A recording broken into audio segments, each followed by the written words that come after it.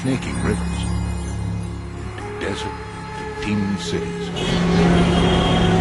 This landscape is marked by other colors too, the colors of history and hope. This is Sudan.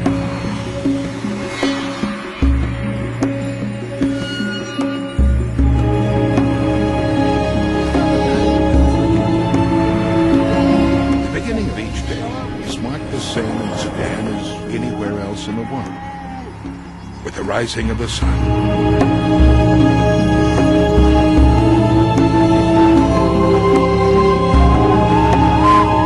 As the yellow glow wakens the Red Sea, it travels west to the Nile and beyond. History itself comes to life.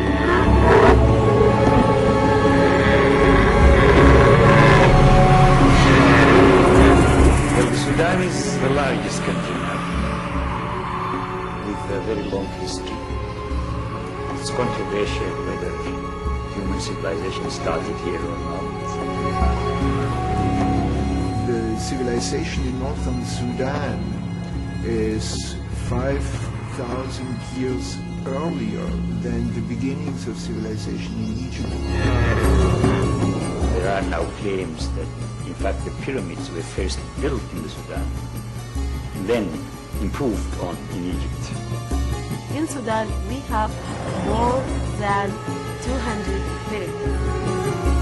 We have one of the oldest pyramids in all over the world.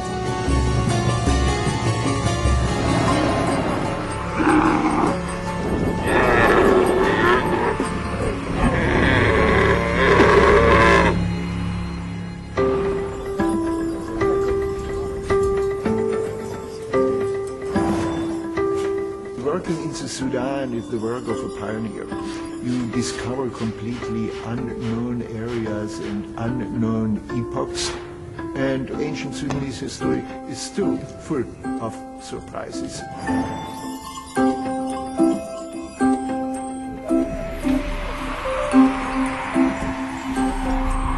Sudan is a rich country with religious traditions, chiefly Islam and Christianity, both which have shaped Sudanese culture for thousands of years.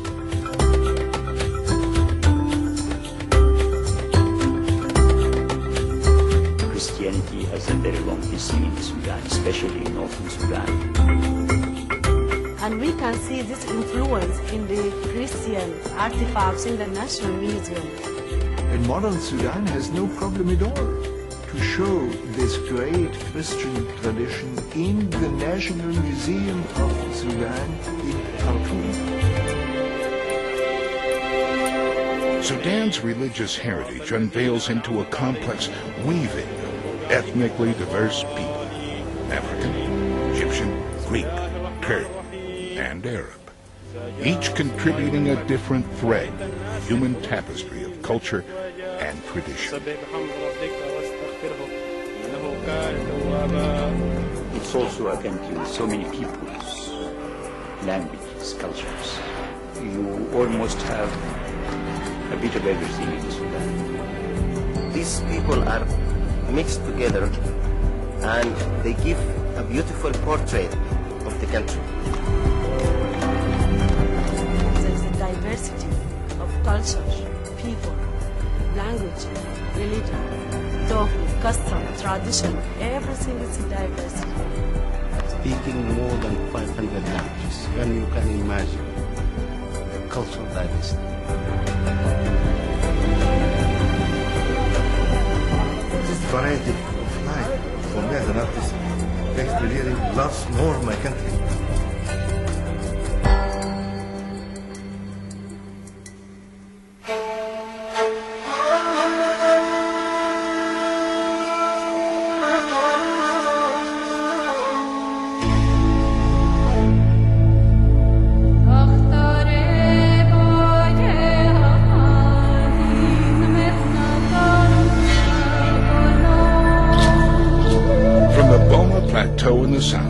home of the white-eared cub antelope, to the vast western desert plains, to the fertile soil cradling the Nile, the geography of Sudan is as varied as its people.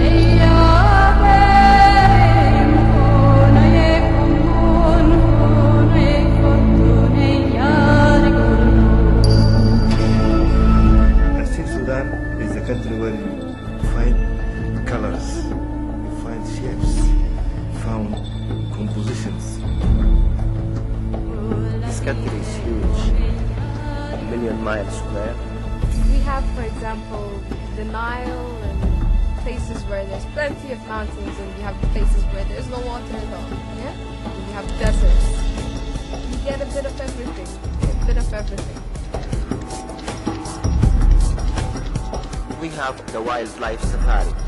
So you can see the lions, the giraffes, buffaloes, zebras, all types of gazelles. It's also a country with different climates, from equatorial to desert.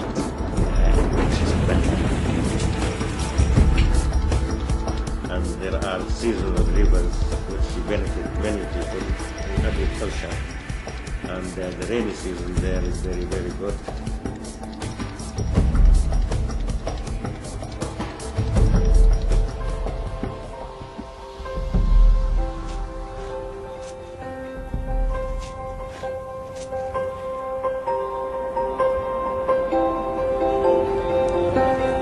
Mounds of white salt,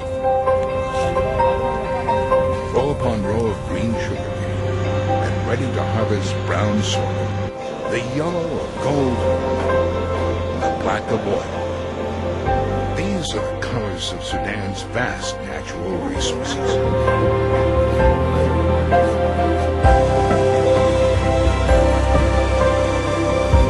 The resources are immense, fertile land, lots of water resources. White Nile and the Blue Nile come together in the country. It's a huge resource. It's an asset for Sudan. And there is now confirmed a huge underground lake near Darfur. The production of oil, the digging of oil in Sudan, which took place almost 5 years ago, has of course created new realities in the country, social and economic. With the oil money being added to our national income, that's going to help take us out of poverty in the sense of more development, more reconstruction of these societies. We have also different minerals which can be invested on. We have the gold, a bit of uranium and copper. Sudan is the biggest producer of gum arabic, and gum arabic